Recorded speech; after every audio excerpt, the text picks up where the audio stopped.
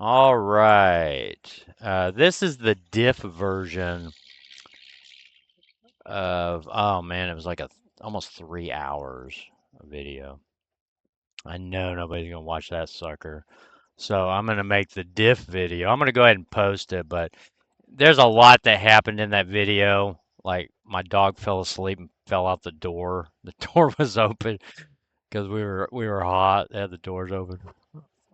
Anyway, he fell out and I cussed. It just came out and I cussed. So I'm afraid to put it on YouTube. I don't know what happens. I mean, I don't have enough to monetize anyway, enough subscribers. But it's also almost it's like 2 hours 45 minutes, and I'd be surprised if one person watched that.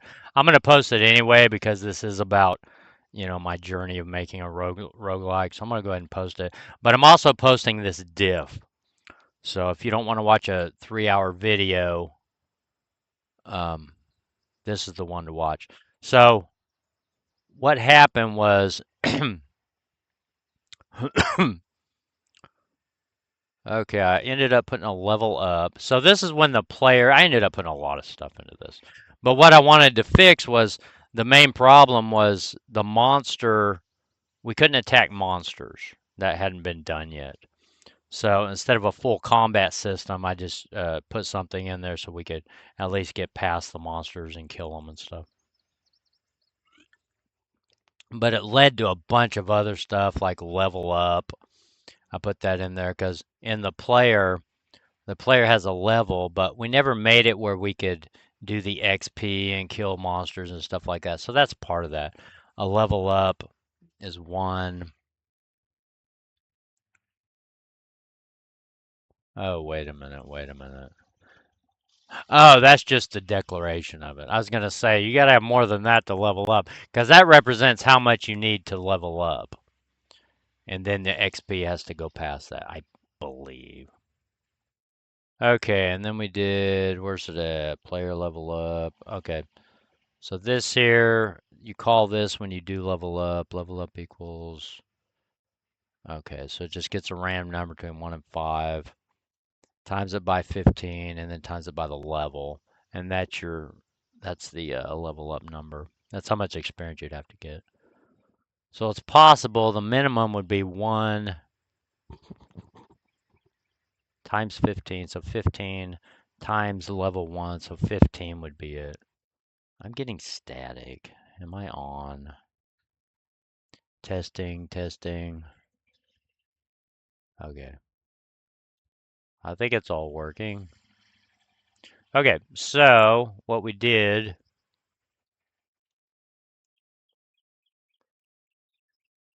this right here is the main thing. And this is where we violate the dry principle, I believe.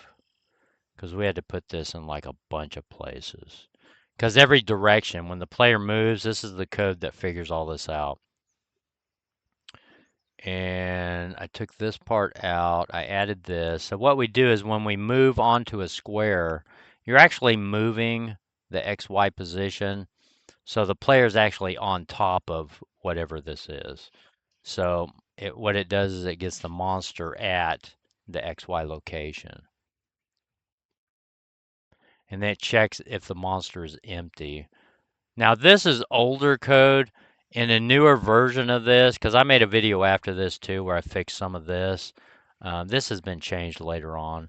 But the idea is if there wasn't, to make it more robust, if for some reason there wasn't a monster there, then it would bring back an empty monster.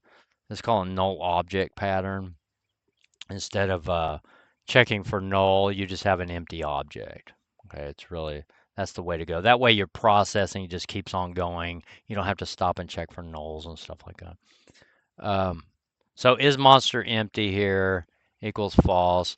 And then we're going to get a hit number.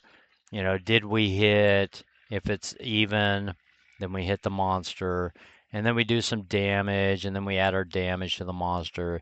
Did we kill the monster? Well, we got to do this if health is less than 1. Then we deleted the monster. Now later on, I ran into problems with this where it would crash. I fixed this later, but this has to do with pointers and accessing pointers that have been deleted, stuff like that.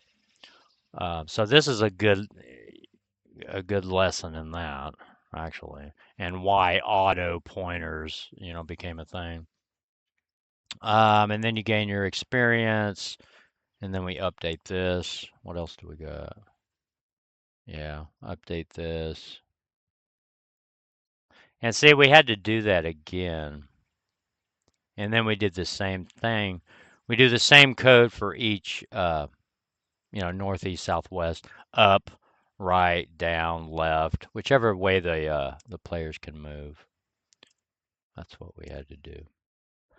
And that violates dry. That's a good example of violating the dry principle of clean code. You may have heard, like prime and maybe I don't think Coding Jesus is against it. I think he does some good clean code patterns and things like that. Of course, I don't think he abuses it. But Casey Muratori, Prime, um, and some of their friends. They're very much against clean code or anything like that. And I don't know if it's just because they haven't worked in a business environment where you're on a big team and you're going to see it, especially if you're a Java programmer. In C sharp, you're going to see it. That's changing somewhat in C sharp because a lot of that movement started to go away. But when I was at Tyson Foods, around 2010 to 2012. It was huge. It was huge. Agile was coming in, making a in the C sharp world. It was already entrenched in Java. Anyway, back to the video. Um, so this is what we added. The damage. This monster. There's not. This is basic stuff here. A lot of getters and setters I had to add. See all these for the monsters because the monster just wasn't fleshed out on anything. We weren't doing nothing with it. So that's what I added there. Lots of this. Here we go again in the monster class. Now I deleted the update, or I think I might have moved that down into public. Or maybe I didn't. Oh, there it is right there. Yeah, I moved it into public because I needed access to that. I got to go back over public private in C++. Okay, so um, I also put in a current level in the game class. Remember, game represents the level. It's probably going to rename the level because every time you go down a staircase, you're going to generate a new one. Get current level, yeah, a bunch of getters, setters. Get monster at. I added this function. Now here's that code. I ended up later removing all this because I had to fix that bug, the pointer bug, and you'll see that in a later video. Blah blah blah blah. But it does get but if for some reason it would just create a new monster, set the is empty to true, and then return it. So that part of it worked. The problem was, uh, it's not in the monster array. See, monsters are in a 10 element array, so they could be up to 10 per level. And if you create a new one, I mean, it's not even in there, but who knows.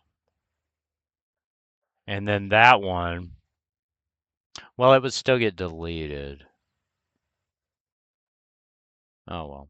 But anyway, that wasn't the problem, but this was just not good code. Okay, update monsters. What's we doing with that? Yeah, right here. We call update on each of the monsters. That's going to be used later when the monsters move around. Let's see, blah blah. This I removed. It wasn't being used. And that's really it. Oh, I had to add this because the monsters. What was it? I could have swore I created new monsters later or somewhere else. Yeah, I think this was a mistake too, where I thought I didn't have monsters created, um, but I did somewhere else. There was an initialized monsters, so this ended up being a mistake. Get monsters at void update. I made a lot of mistakes in this one. Okay, that's the end of that. So that's the big diff on that. If you want to watch that 3 hour program with all the interruptions and stuff like that, feel free. But if you just want the hot take on it and see what happened, this is the one to do it. Hey, if you like this stuff, like, share, subscribe. If you have an old laptop that you wouldn't mind donating to me, please get a hold of me, kirk.burleson at yahoo.com. I need one. Mine's falling apart and I can't afford it. So if you got one, you feel generous, hey, I can use it. But thanks anyway, guys. Thanks for your support. Thanks for hanging out. And I will see you on the next one.